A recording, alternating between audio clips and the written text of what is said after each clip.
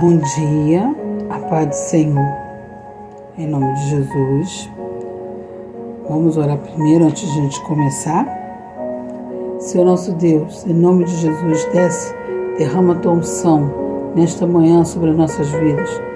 O que será falado aqui, que o Espírito toque em cada vida.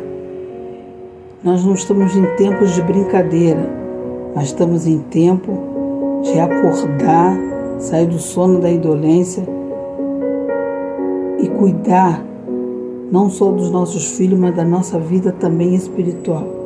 Vem, Espírito Santo de Deus, e toma o teu lugar. Que não seja eu falando, mas seja a boca de Deus falando, que jorra do trono dos céus, do teu altar, e que todos saiam daqui não só lavado, remido e arrependido. Em nome do Pai, do Filho e do Espírito Santo. Amém. Hoje nós vamos aprender o posicionamento diante do declínio. Está lá em Salmos, capítulo 103, versículo 17 até o 18.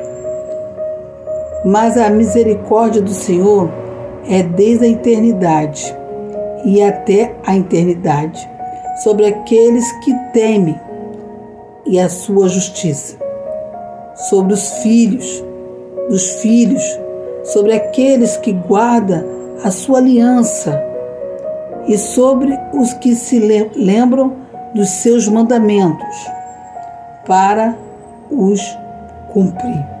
Amém? Então vamos aprender hoje, irmãos, como é a gente cumprir a vontade de Deus na nossa vida. Aqui temos a misericórdia do Senhor.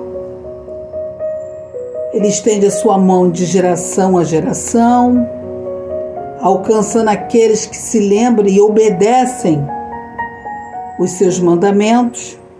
E muitas vezes a gente esquecemos os mandamentos que Deus nos ensina para que nós possamos passar pelos nossos filhos. Lembra de Salomão? Quem era o pai de Salomão? Davi. E Salomão esqueceu os ensinamentos dos seus pais e enfiou a mão pelos pés. Saiu do trilho. Mas hoje nós vamos aprender aqui por que muitas vezes a gente declinamos para agradar os nossos filhos. Nós estamos aqui para agradar os nossos filhos ou estamos aqui para ensinar os nossos filhos? Primeiramente, obedecer a palavra de Deus. Começa aqui, tá, mãe? Ensina seu filho ao caminho que deve andar. Começa aqui. Por que eu estou falando isso? Muitos acham que quando nasce um feto, parece lá, né?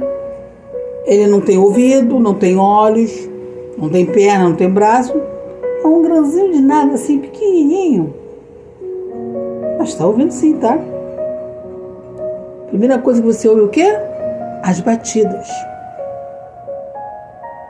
E se não estiver bem, o médico faz até uma cirurgia para poder tirar, porque está havendo uma complicação já desde o início. E como eu posso ensinar o meu filho ao caminho que deve andar? Aqui. Acordou de manhã, mãezinho? Realmente tem uns enjoos, tem um mal-estar, né? Mas eu ensinei a minha filha aqui, porque eu escutei uma palestra de um pastor americano na minha igreja, que ele ensinou que é aqui que a gente ensina o nosso filho ao caminho que deve andar. Não é esperar ele nascer. É aqui dentro. Você orando, você cantando, você lendo a Bíblia e você orando. O amor eterno. O Salmo enfatiza que o amor de Deus não tem limite. Não tem limites temporais. Abranja desde a eternidade passada até a eternidade futura. Deus não perdeu o controle de nada. Somos nós que perdemos. Muitas situações contribuem para o declínio do verdadeiro sentido da paternidade. No decorrer dos anos, tantos biologicamente como espiritualmente, vemos com o passar do tempo, pais abandonam seus filhos e os vendendo-os ou os outros trocando, os castrando até os matando. O problema é que ficamos assustados com esses termos. Achamos pesado demais por estarmos tão longe dessa realidade, e é o que achamos lamentável. Muitos filhos estão se perdendo e até morrendo dentro de casa. Isso é verdade. Os índices estão aí, saem no jornal. É muito triste quando uma criança não tem aquele alicerce dos seus próprios pais. Até pais cristãos são assim. Se a gente formos analisar aí como é o pai cristão, a mãe cristã doutrina aos seus filhos, se eles têm tempo de sentar e ler a Bíblia com seus filhos, ensinar pelo menos um versículo por dia, você está ganhando com Deus. Você está ganhando com Deus.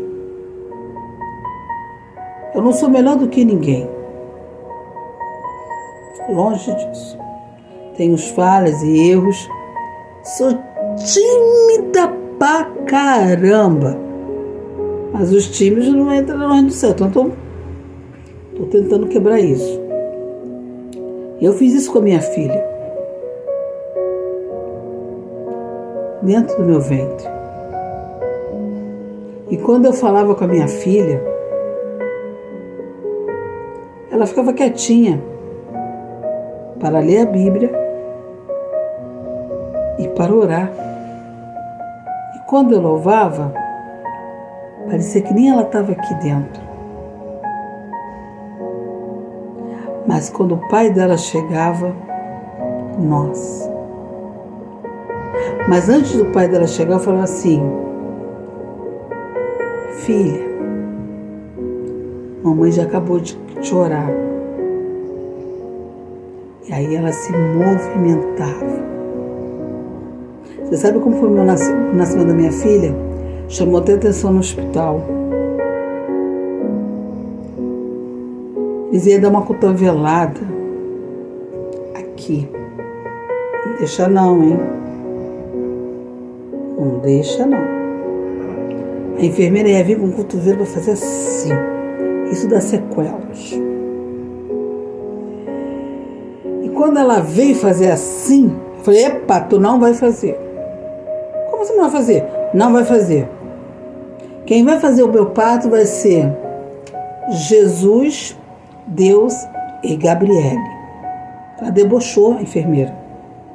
Aí a doutora veio e falou assim: o que está acontecendo?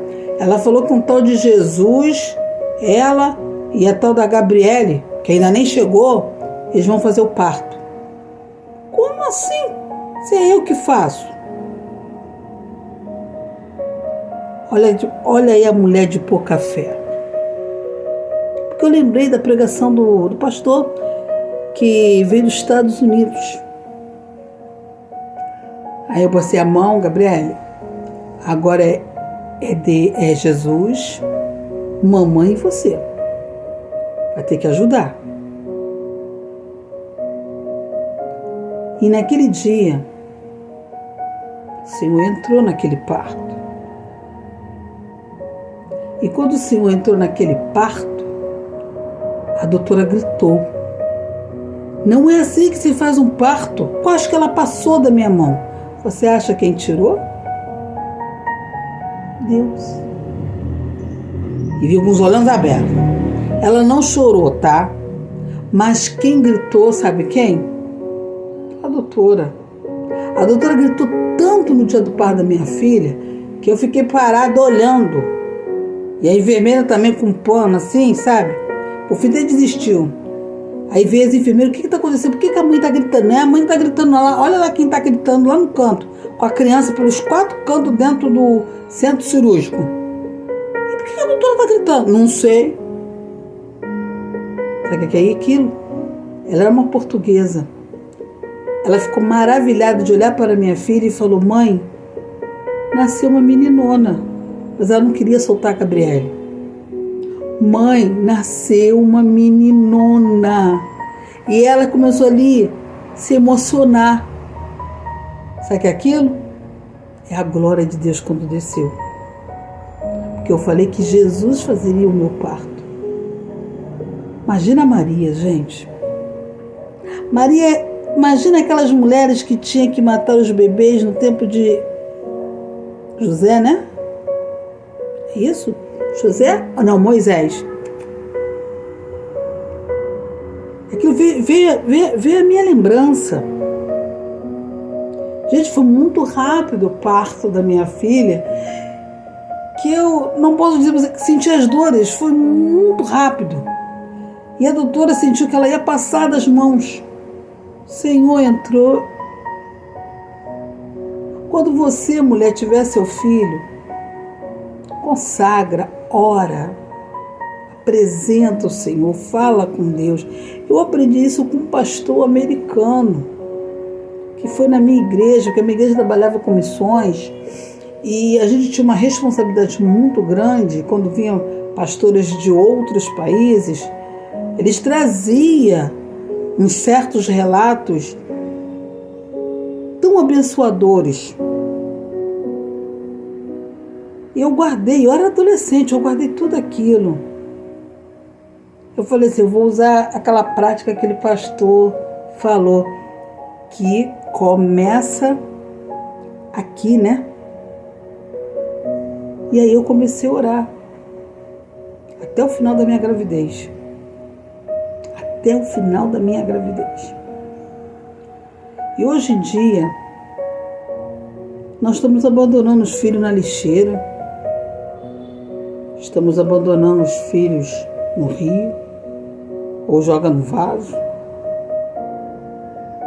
Gente, o que está acontecendo com a humanidade? Tem até cristão que não quer ter filhos. Acha que o pastor não precisa saber, mas Deus sabe. E você vai pagar um preço por isso. A gente não pode tirar a vida de ninguém. Tem os meios para você não ter filhos. Mas eu acho muito errado quando a pessoa fala que vai abortar. Isso também é o direito que assiste ela, tá? Mas ela tem que ter uma noção que quando ela aborta, ela está apodrecendo o seu próprio organismo por dentro. Porque um aborto espontâneo é uma coisa, um aborto forçado é outra. E tem muitas que morrem até no aborto. Por quê? Ela forçou algo que não é o momento de ser arrancado. Você mexe com as paredes dos músculos. Você mexe com as paredes do seu ventre. Você vai mexendo com tudo que está dentro de você. E você acha que não, porque está novinha, né? Depois, eu sempre falo, as consequências não vêm agora, ela vem no futuro. Aí quando você quer casar, você não pode casar, o que o médico fala? Você é estéril. E o médico sabe quando é um aborto forçado. Você passa até constrangimento. Nem adianta chorar. Não adianta chorar, porque quando eu estava no parto, eu escutei o médico falar bem claro com uma outra paciente. Ele saiu tão nervoso, era um careca. Ele saiu tão nervoso que ele tentou salvar o bebê. Eram gêmeos, tentou salvar. Mas quando ele botou para salvar, ela só deu o respiro e foi embora. Mas o outro morreu dentro do ventre. Aí você vai falar assim, mas está errado, ele deixou o bebê morto, esperando até o outro plantão para o médico tirar, porque ele sabia que o outro médico ia fazer 3 vezes pior do que ele fez. Não se deve, claro, isso é falta de ética, mas ele fez. Foi para ensinar ela que nunca se tira vida nem de um ser. Isso vai ficar gravado. Ela gritou tanto pelo pai dela, chamou, pai, me socorre, me ajuda que eu não vou fazer mais isso, meu, grita pro seu pai mesmo. Porque isso vai ficar gravado na tua mente. Antes de você pensar de tirar a vida de um, você tirou a vida de 2. Era uma menina. O que eu quero deixar para você aqui nessa manhã, quando você faz uma aliança,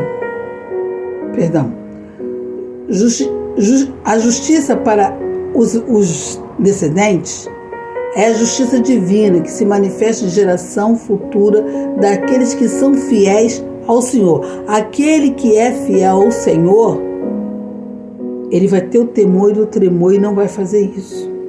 Mas aquele que não tem o temor nem o tremor, que vai para a igreja por ir, como se fosse uma igreja, pensando que está indo a um baile, que não é um baile, é a casa do Senhor, ela não está nem aí para a palavra.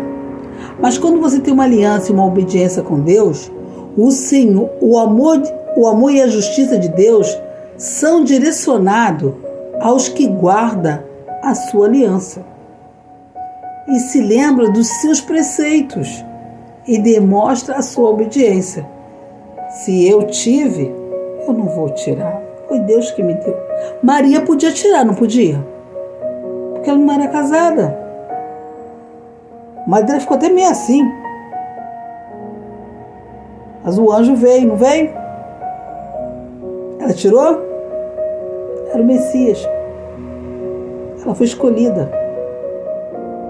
O maior pecado quando a pessoa fala assim, eu vou abortar. É como se ela estivesse falando que vai no banheiro jogar um papel higiênico fora. Como se fosse tão natural. Mas ela mal sabe que ela está estragando o próprio corpo. Tudo está apodrecendo dentro dela, devagarzinho. Pega tanta bactéria que ela nem sabe o nome da bactéria. Nem o médico descobre o nome da bactéria, mas a bactéria ela já começa te comendo de dentro para fora, quando você não chega nem aos 50, nem aos 40. Daqui a pouco está secando. Quantos filhos você botou, jogou fora? Como se fosse papel e lixo. Deus não perdeu o controle, não. Fomos nós que perdemos o controle por não obedecer a palavra de Deus. A sua memória é muito fraca. Você está fazendo as coisas de Deus como se fosse o nada. Deus não vai me castigar por isso, porque Ele sabe das minhas condições. Se Ele sabe das suas condições, então por que engravidou? Se hoje está aí a medicina falando que tem várias maneiras de você não engravidar. Aí você vai dizer, poxa, eu tomei um remédio e acabei engravidando. Aí eu vou te dar um recado que o médico deu para minha filha. Minha filha estava tomando remédio para não engravidar. Estava tomando remédio, mas engravidou. Sabe o que o médico falou? Quando aquele manda, tem que obedecer. E não fica preocupada, seu filho não vai ter consequência de nada. Não vai ter sequela de nada. Porque ele entrou no meio e falou que você vai ter filhos. Quando Deus manda, você obedece, irmão. Não paga preço, não paga para ver, não bate de frente com Deus, porque senão você e toda a sua descendência será amaldiçoada. Você vai ser aquela árvore tão seca que nem dará frutos. Você não sabe o mau cheiro que traz depois que você faz isso. Eu não gostei quando eu fiquei internada no hospital. A enfermeira falou na minha cara, mulher que aborta não tem direito nem de comer, nem de viver. Aí eu te pergunto, eu abortei? Quando ela falou isso, eu falei, peraí, deixa eu ver se eu entendi. Você está dizendo que eu Abortei? Sim, você abortou. Tá. E que nome tá aí na minha cama? Aí ela falou o nome. Ah, que interessante. Trocaram o papel, né? Quem botou foi ela, que tem 9 filhos. Esse é meu primeiro. Mas por isso não seja, eu vou trepar na janela e vou chamar meu marido, vou dizer, olha, falaram que eu abortei a sua filha. E o negócio do hospital vai ficar pequeno. Aí quando ela foi olhar, minha prima trabalhava no hospital, falou assim, como tá a minha prima aí? Que prima? Ela falou o nome. Vieram correndo, nunca mais vou esquecer. Mãe, cadê a roupa do bebê? Você não foi que abortou, não foi a outra. E ela comeu toda a minha comida, ainda por cima. Ela ficou me olhando, é ela que abortou. Eu fiquei numa enfermaria só de quem aborta. Depois tiveram que tirar, olhando todas elas, as enfermeiras do postinho, me botaram numa enfermaria, porque eu não tinha abortado nada. E um dia eu fui perguntar à minha enfermeira, minha professora de enfermagem, se isso está certo. Ela falou 2 coisas. Primeira, é falta de ética. Segunda, é incorreto. O médico não poderia deixar o bebê morto no ventre. Realmente é triste. Eu não sou a favor, mas traz sequelas, tá? Quando deixa um bebê morto dentro do ventre, traz sequelas. E você passou constrangimento. Porque falaram que você abortou e você não tinha abortado nada. E ainda disse que você não tinha direito a comer. Eu fui esculachada. Mas para a honra e glória do Senhor, Deus não deixou eu ser envergonhada. Deus entrou no controle, tirou eu de lá, botou numa enfermaria. Minha prima foi lá, ficou feliz de ver. E hoje essa menina é uma benção na casa do Senhor. Eu sou contra quando a pessoa fala, eu vou abortar. Eu nem respondo. Eu fico olhando para cá. Porque, gente, falar que vai matar, vai tirar, quantas mães faz tratamento para que ela venha ter filhos e elas não podem ter? Não é mais fácil você bater na porta daquela que não tem? Perguntar se ela quer? Não é pegar seu filho e jogar na casa de qualquer uma, não. É dizer assim, olha, eu não posso, não tenho condições de criar. Eu não quero ver ela sofrer. Imagina quantas crianças lá na África são mortas, ou os pais são mortos e não tem ninguém para cuidar daquele bebezinho. Fora os preconceitos também. Elas não pediram para nascer. Mas o mundo está tão cruel, mas está tão cruel, que as pessoas estão jogando seus filhos nas lixeiras. Nem o cachorro, que tem uns cachorrinhos na rua, ela abandona os seus filhotes. Por que o ser humano é tão ruim? Por que o ser humano não tem um amor? Sabe o que é isso? É porque ele não tem temor, não conhece a palavra de Deus. E eu fico mais impressionada quando a pessoa é da igreja, da casa do Senhor, ela também não tem temor. Porque eu já vi cristão falar que vai abortar, que ia tirar. Eu te pergunto, irmã, ela é cristã? Não sei. Nem sei o que ela está fazendo na igreja. Para você falar essa palavra, você tem que ser muito fria, muito cruel e nunca teve Cristo na tua vida. O diabo odeia a família, porque ele expressa exatamente a vontade do Senhor.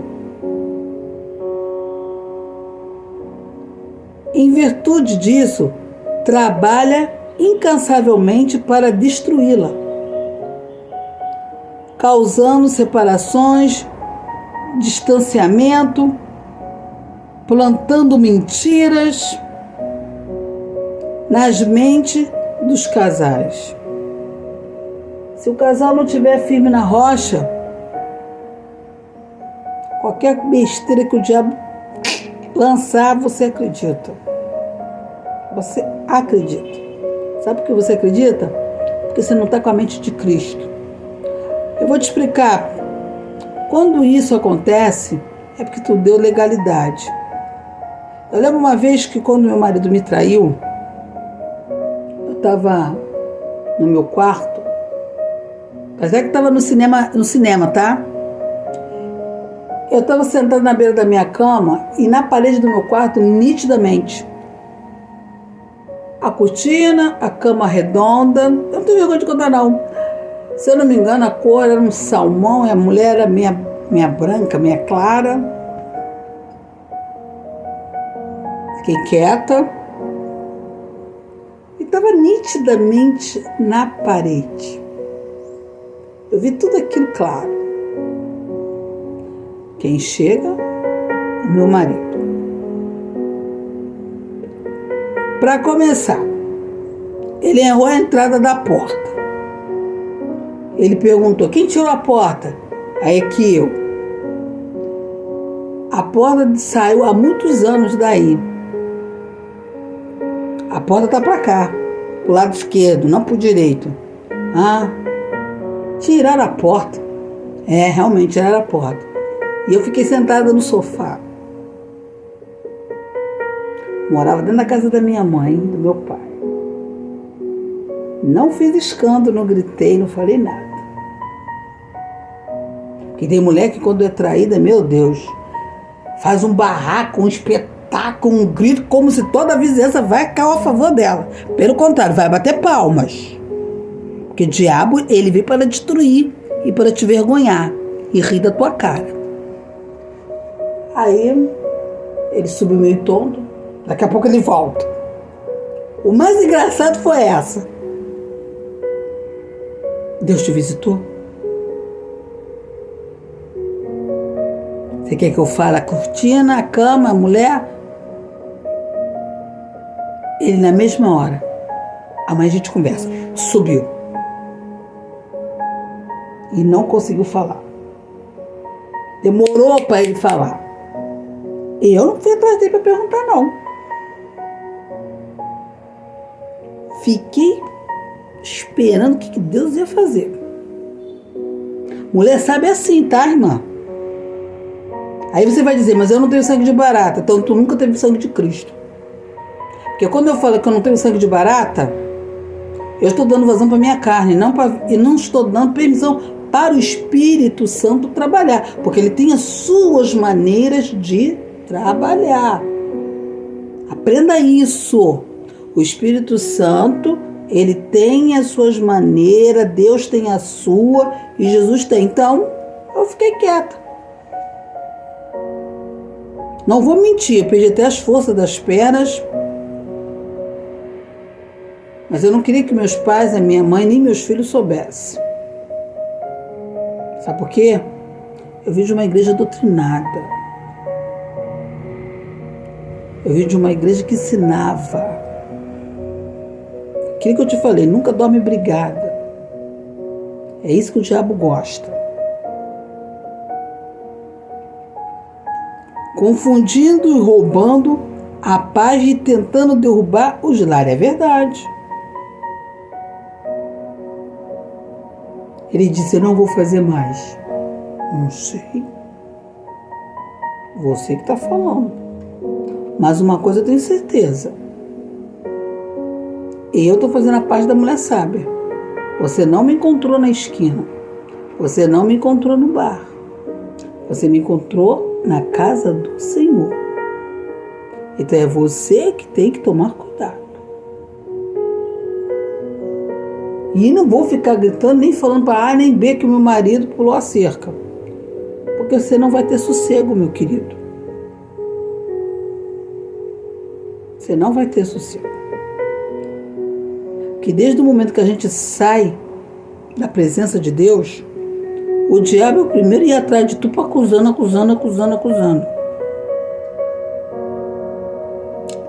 Muito maior que ele é os seus frustrados planos com a nossa vida e o nosso Deus e o nosso Pai.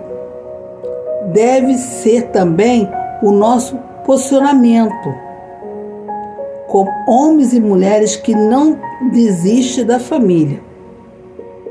O Senhor está com os que amam de todo o coração. Essa é verdade. Eu me emociono. E a justiça do Senhor acompanha os seus filhos e a sua descendência. Isso é verdade. Eu não botei meu marido para fora de casa. Quem botou ele para fora de casa foi o Senhor. Aquilo que eu falei, Deus não destrói casamento. Mas quando a pessoa não quer os caminhos, você fez um voto, falou com Deus, Deus mostrou onde estava sua esposa, e você rejeitou tudo aquilo que Deus deu, Ele tira. Para não estragar a sua vida, nem da sua descendência. Como está o teu lar, mulher? Você está deixando o Senhor ser a coluna dentro da tua casa? Você está sendo aquela mulher sábia que sabe falar com o seu marido? Ou o seu marido também está sendo sábio como falar com a esposa? Porque tem vezes o homem não sabe nem falar uma palavra de carinho. Porque ele vai dizer, eu nunca vi meu pai tratar minha mãe com carinho. Deixa seu pai e sua mãe lá no passado. Agora é hora de você mudar agora, no presente. Aquilo que seu pai e sua mãe não faziam, você faz agora. Não traga para o seu casamento. E nem você traga da sua mãe, que não tratou seu pai direito, para o seu casamento. Faça melhor. A minha mãe tinha um costume de ficar irritada por causa da bebida do meu pai. Por isso que eu orei. E nunca gostei de explanar a nossa vida para todo mundo escutar. Eu sentava no quarto e conversava com ele. Então, a gente não... Eu me lembro uma vez, eu não me lembro qual a minha cunhada, que ela achou um dia até engraçado. Vocês brigam desse jeito mesmo? Aí depois, uma vez, no dia da separação, que eu ia me separar, até a advogada perguntou, é desse jeito mesmo que vocês resolvem as coisas? Claro. Eu não vou carregar vassoura. Eu não sou mestre sala para ficar andando com bandeira, rodando pelo meio da rua. A mulher ela tem que ter um posicionamento. A mulher que é cristã, ela tem que ter todas as virtudes nela. Ela tem que ter a Bíblia aberta dentro dela. Para quando ela abrir a boca, ela vai dentro da palavra e mostrar e confrontar aonde está o seu pecado. Mas se a mulher deixa usar a carne, daqui a pouco ela está falando meia dúzia de palavrão e os vizinhos tudo escutando. Então isso está errado. Isso está errado.